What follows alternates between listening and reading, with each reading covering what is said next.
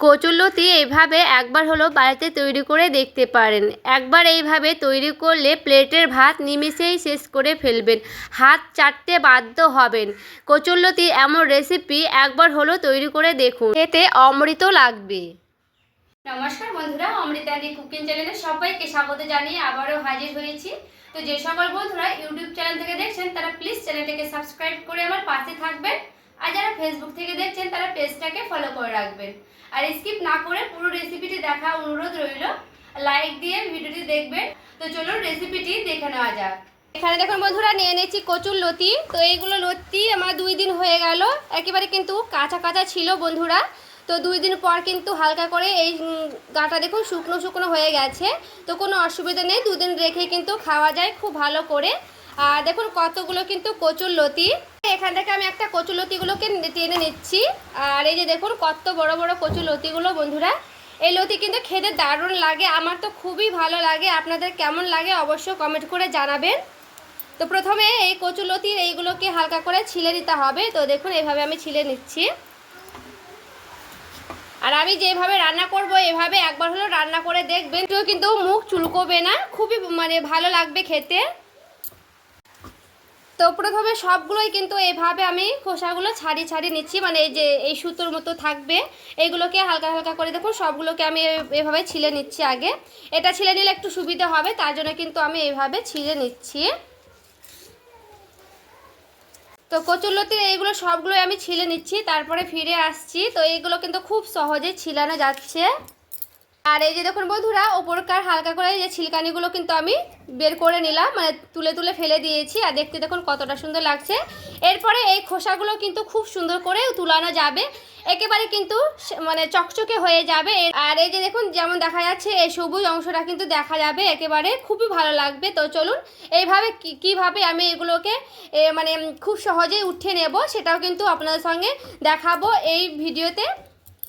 এখানে আমি একটা নিয়ে নিয়েছি কচুরলতি, কড়াই মাজার এই যে খোসা নিতে হবে। এরপরে এখানে রেখে দিলাম। এরপরে দেখুন বন্ধুরা এইভাবে হালকা করে টেনে নিচ্ছি, তাতে দেখুন কি সুন্দর একেবারে কিন্তু উঠে যাচ্ছে। এই যে দেখুন, আর খুবই সহজে কিন্তু উঠে যায়, এটা একদম কিন্তু কষ্ট হবে না। এইভাবে কিন্তু করে নিলে দেখুন খুব সুন্দর কিন্তু উঠে যাচ্ছে, দেখে বুঝতে পারছেন। এই যে দেখুন কতটা সুন্দর কিন্তু হয়ে উঠে যাচ্ছে। আর এই যে দেখুন বন্ধুরা, এক ঘষণে কিন্তু খুব সুন্দর করে দেখুন পরিষ্কার হয়ে গেছে, দেখে বুঝতে পারছেন। এই যে দেখুন কি সুন্দর একেবারে কিন্তু চকচকে হয়ে গেল কচুরলতিটা, দেখে কিন্তু বুঝতেই পারছেন যে একেবারে কিন্তু সবুজ অংশটা চলে এসেছে এই যে গা ঘিসে, এটা কিন্তু হয়ে গেল। আরও একটা আমি করে দেখাচ্ছি। এই যে দেখুন কি সুন্দর কিন্তু উঠে যাচ্ছে।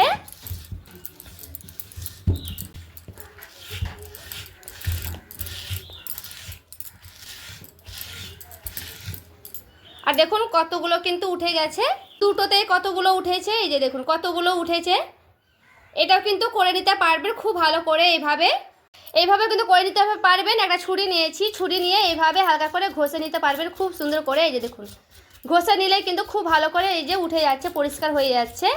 এটা কিন্তু খুব সুন্দর পরিষ্কার হয়ে যায় বন্ধুরা, দেখে বুঝতেই পারছেন। এই যে দেখুন এইভাবে কিন্তু খুব সহজেই উঠে যাবে। এই যে আপনাদের যেটা পছন্দ ভালো লাগবে, সুবিধা মনে হবে, সেটা কিন্তু সুবিধে মতো করে নিতে পারবেন। এই কচুরলতি খোসা ছাড়ানোর টেকনিকটা, এই টেকনিকটা কিন্তু ফলো করতে পারবেন। দুটোর মধ্যে একটা, দুটোই কিন্তু খুবই সহজ। এই যে দেখুন বন্ধুরা, নিয়ে চলে এসেছি। আর দেখুন কতটা সুন্দর চকচকে হয়ে গেছে, একেবারে কিন্তু পরিষ্কার হয়ে গেছে বন্ধুরা। আমার কিন্তু দুটো টিপস খুবই ভালো লেগেছে। আপনাদের কোনটা টিপস ভালো লেগেছে অবশ্যই কিন্তু কমেন্ট করে জানাবেন। আমার তো খোসা দিয়ে এইগুলো উঠে নিয়েছি, তাতে কিন্তু খুবই সুন্দর পরিষ্কার হয়েছে। এইভাবে কিন্তু আপনারাও একবার হলো ট্রাই করে দেখবেন। এরপরে দেখুন কচুরলতিগুলোকে আমি এইভাবে নিয়ে নিচ্ছি, এরপরে খুব ভালো করে আমি কেটে নিচ্ছি। তো দেখুন এইভাবে কিন্তু কেটে নেব, খুব একটা বড় করব না, এইভাবে কিন্তু কেটে নিলে হয়ে যাবে।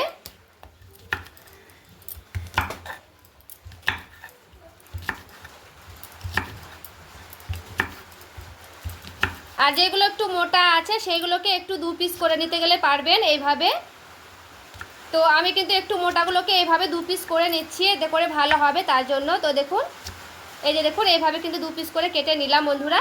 তো সবগুলোই আমি কচুরলতি এইভাবে কেটে নিচ্ছি, তারপরে ফিরে আসছি। আর এখানে দেখুন বন্ধুরা খুব ভালো করে কিন্তু কাটানো হয়ে গেছে। আর দেখুন দেখতে কতটা সুন্দর লাগছে একেবারে কিন্তু। তো এখানে আমি 2 পিস করে কয়েকটা কিন্তু কেটে নিয়েছি। তো এগুলো কিন্তু খুব ভালো করে আমার কাটানো হয়ে গেছে। এগুলোকে এবার আমি রান্না করে নেব। আর এখানে দেখুন আমি নিয়েছি চিংড়ি মাছ। তো আপনারা যেমন পরিমাণে চিংড়ি মাছ দিবেন তেমন কিন্তু পরিমাণে দিয়ে দিতে পারেন।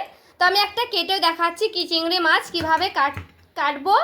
আমরা তো সবাই চিংড়ি মাছ কাটতে জানি বন্ধুরা, তবুও আমি একটা দেখিয়ে নিচ্ছি। মুখটাকে এইভাবে খুব ভালো করে দেখুন কেটে নিলাম।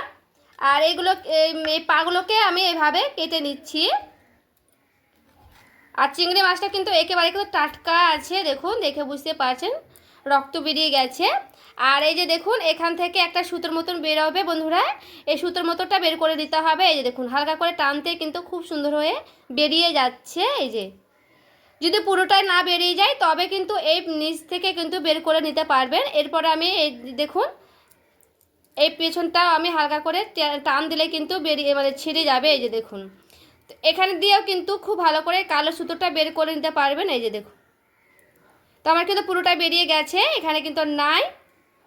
তো চিংড়ি মাছটা আমার কিন্তু এইভাবে বেছে নিতে হবে। তো আমি এইভাবে বেছে নিচ্ছি চিংড়ি মাছটাকে, তারপরে সবগুলোকে বেছে নেব, তারপরে ফিরে আসছি। এখানে দেখুন আমি একটা কড়াই বসে নিয়েছি, কড়াই দিয়ে দিচ্ছি জল। দেখুন জলটা আমার গরম হয়ে গেছে। এরপর আমি কচুলতি ধুয়ে রাখা কচুলতিগুলো দিয়ে দিচ্ছি। পরে দিয়ে দিচ্ছি লবণ, অল্প পরিমাণে দিচ্ছি এখানে লবণটা। দিয়ে দেবো হলুদের গুঁড়া। খুব ভালো করে একটু নাড়াচাড়া করে নিলাম। এটাকে আমি হালকা করে ভাপিয়ে নেব। এটা করে কচুলতিটা হালকা ভাপিয়ে নিলে যে মানে হালকা কষটা বেরিয়ে যাবে তার জন্য। তো এরপর আমি খুব ভালো করে দেখুন নাড়াচাড়া করে নিয়েছি। দিচ্ছি ঢাকা। দেখুন ঢাকনাটা আমি উঠিয়ে নিলাম। আর এখানে দেখুন খুব ভালো করে কিন্তু আমি ভাপিয়ে নিয়েছি, মানে পুরো 2 মিনিটের মতো একটু ভাপিয়ে নিলে হয়ে যাবে। আর একেবারে কিন্তু সেদ্ধ করতে হবে না, নাহলে কিন্তু গলে যাবে। তো দেখুন খুব ভালো করে কিন্তু আমার এখানে ভাপানো হয়ে গেছে। তো এগুলোকে আমি জল ছেঁকে নেব, জলগুলো গেলে ফেলে দেবো। কড়াইটা আমি হালকা করে ধুয়ে নিয়ে চলে এসেছি সেই লতিগুলো ভাপিয়ে নিয়ে। এরপরে কড়াই দিয়ে দিচ্ছি সরিষার তেল। দেখুন হালকা গরম হতে লেগেছে। এরপরে দিয়ে দিচ্ছি হলুদের গুঁড়া, দিয়ে দেবো সামান্য করে লবণ। এরপরে হালকা করে একটু এভাবে নাড়াচাড়া করে নিচ্ছি। এরপরে কেটে বেছে ধুয়ে রেখেছিলাম সে চিংড়ি মাছটা এরপরে আমি দিয়ে দেব। চিংড়ি মাছটা হালকা করে ভেজে নিতে হবে। চিংড়ি মাছ কিন্তু বেশি কড়া করে ভেজে নিতে হবে না বন্ধুরা, হালকা করে কিন্তু ভেজে নিলেই হয়ে যাবে। বেশি ভেজে নিলে কিন্তু বেশি চিমড়া চিমড়া হয়ে যাবে। এরপরে দেখুন চিংড়ি মাছটা আমার খুব ভালো করে কিন্তু ভাজানো হয়ে গেছে। এরপরে আমি উঠিয়ে নিলাম চিংড়ি মাছগুলো। আর এখানে দেখুন বন্ধুরা আমি অফ ক্যামেরাতে পেঁয়াজ রসুন আর লঙ্কা কেটে নিয়েছি। লঙ্কার ভাগটা একটু বেশি দিতে হবে, কারণ এই কচুলতিতে ঝাল ঝাল কিন্তু খেতে বেশি ভালো লাগে। আর পেঁয়াজটা আমি এখানে 3টের মতো দিয়েছি, আর রসুনটাও কিন্তু 3টের মতো দিয়েছি। তো এইগুলো কিন্তু আমি খুব ভালো করে কেটে বেছে ধুয়ে নিয়েছি পরিষ্কার করে। আর এখানে দেখুন চিংড়ি মাছ ভাজা তেল কিন্তু রয়ে গেছে, তো এটা কিন্তু আমি ফেলে দেব না। এই তেলের ওপরে আমি আরও দিয়ে দিচ্ছি তেল। দেখুন দিয়ে দিচ্ছি কালো জিরে। কালো জিরেটা দিয়ে হালকা করে একটু নাড়াচাড়া করে নিলাম। দেখুন তেলটা কিন্তু খুব ভালো করে গরম করে নিতে হবে। এরপরে দিয়ে দিচ্ছি কেটে রাখা পেঁয়াজগুলোকে। পেঁয়াজটাকে খুব ভালো করে লাল লাল করে ভেজে নেব। আর এখানে দেখুন পেঁয়াজটা কিন্তু আমার প্রায় অনেকটাই ভাজা ভাজা হয়ে গেছে। এরপরে দিয়ে দিতে হবে সেই রসুন খাতাগুলো। এখানে কিন্তু রসুনটা আগে থেকে থেতিয়ে নিতে হবে, নাহলে কিন্তু তেলে ছিটে ছিটে যাবে। এরপরে রসুনটা দিয়ে খুব ভালো করে একটু নাড়াচাড়া করে নেব। আর রসুনটাও কিন্তু খুব ভালো করে এভাবে ভেজে নিতে হবে লালচে লালচে করে, মানে পেঁয়াজ আর রসুনটা একসঙ্গে কিন্তু ভেজে নিতে হবে এইভাবে। আর পেঁয়াজ আর রসুনটা ভাজা হয়ে গেলে দিয়ে দিতে হবে সেই কাঁচা লঙ্কা চেরাগুলো। এখানে ঝালের পরিমাণটা কিন্তু আপনারা কম বেশি করে নেবেন, তো একটু ঝালটা বেশি দেবেন বন্ধুরা, তাহলে কিন্তু বেশি ভালো লাগবে খেতে কচুলতিটা। এরপরে খুব ভালো করে কিন্তু এখানে নাড়াচাড়া করে নিতে হবে।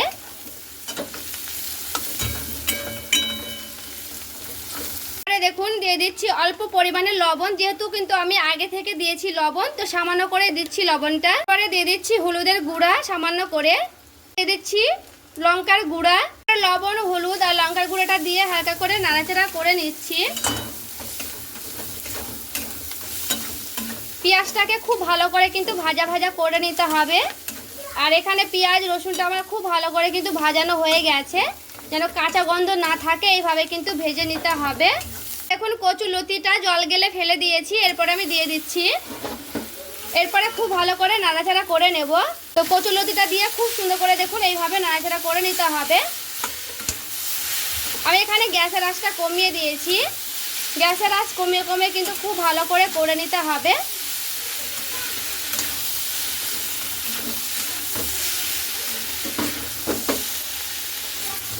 কচুলতিটা এইভাবে একটু ছড়িয়ে ছড়িয়ে দেবো, আর গ্যাসের আঁচটা কিন্তু এখানে আমি কমিয়ে দিয়েছি। এরপরে আমি দিয়ে দিচ্ছি ঢাকা দিয়ে খুব ভালো করে কিন্তু ভেজে নিতে হবে কচুলতিগুলো। আমি ঢাকনাটা উঠিয়ে নিলাম, আর ঢাকনাটা উঠিয়ে কিন্তু অনেকবার রান্না করতে হবে বন্ধুরা। এইভাবে কিন্তু নাড়াচাড়া করে নিতে হবে। আর দেখুন এইভাবে আবার একটু নাড়াচাড়া করে নিয়েছি। এরপরে এদিকটা আমি উল্টে আবারও আমি এইভাবে ছড়িয়ে ছড়িয়ে নিলাম সাইড থেকে। এরপরে আবারও আমি দিয়ে দিচ্ছি ঢাকা দিয়ে অনেকবারই কিন্তু আমি রান্না করব। তো এইভাবে ঢাকা দিয়ে আবারও রেখে দিলাম গ্যাসের আঁচ কমিয়ে দিয়ে। দেখুন ঢাকনাটা আমি উঠিয়ে নিলাম এখানে। আর দেখুন বন্ধুরা খুব সুন্দর করে কিন্তু আমি অফ ক্যামেরায় 2বার নাড়াচাড়া করে নিয়েছি। আর কচুলতিটা দেখুন এরকম কিন্তু একটা হয়ে থাকবে, আর ভেতর থেকে একেবারে কিন্তু সেদ্ধ হয়ে যাবে। আমি একটা ভেঙে দেখাচ্ছি কেমন সেদ্ধ হয়েছে। দেখুন এই যে দেখুন একেবারে কিন্তু গলে গেছে। দেখুন ভেতর থেকে খুব সুন্দর সেদ্ধ হয়েছে বন্ধুরা। এই যে দেখুন কেটে যাচ্ছে। আর এরকম কিন্তু একটা হয়ে থাকবে, একেবারে কিন্তু গলে যাবে না। এরপরে কিন্তু এইভাবে একটু হালকা করে আবারও নাড়াচাড়া করে নিলাম। আর এখানে আমি যে চিংড়ি মাছটা ভেজে রেখেছিলাম, এরপর আমি দিয়ে দিচ্ছি। চিংড়ি মাছটা দিয়ে এরপরে খুব ভালো করে আবার একটু নাড়াচাড়া করে নেব।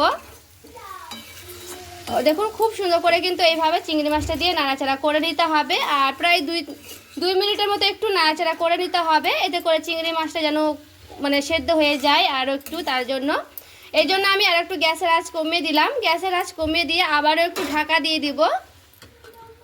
এবার আমি ঢাকনাটা উঠিয়ে নিলাম। আর দেখুন চিংড়ি মাছটা কিন্তু এইভাবে খুব ভালো করে ঢাকা দিয়ে একটু সেদ্ধ করে নিতে হবে, কারণ চিংড়ি মাছটা না সেদ্ধ করলে কিন্তু চিমড়া লাগবে, যেহেতু আমি ভালো করে ভেজে নিয়েছি তার জন্য। তো এরপরে চিংড়ি মাছটা দিয়ে 2 মিনিটের মতো একটু নাড়াচাড়া করে নিয়েছি খুব ভালো করে। এখানে কিন্তু আমার পুরোপুরিভাবে কচুলতিটা রেডি হয়ে গেছে। দেখুন ওপর থেকে দিয়ে দিচ্ছি চিনি, অল্প করে দিলাম চিনিটা।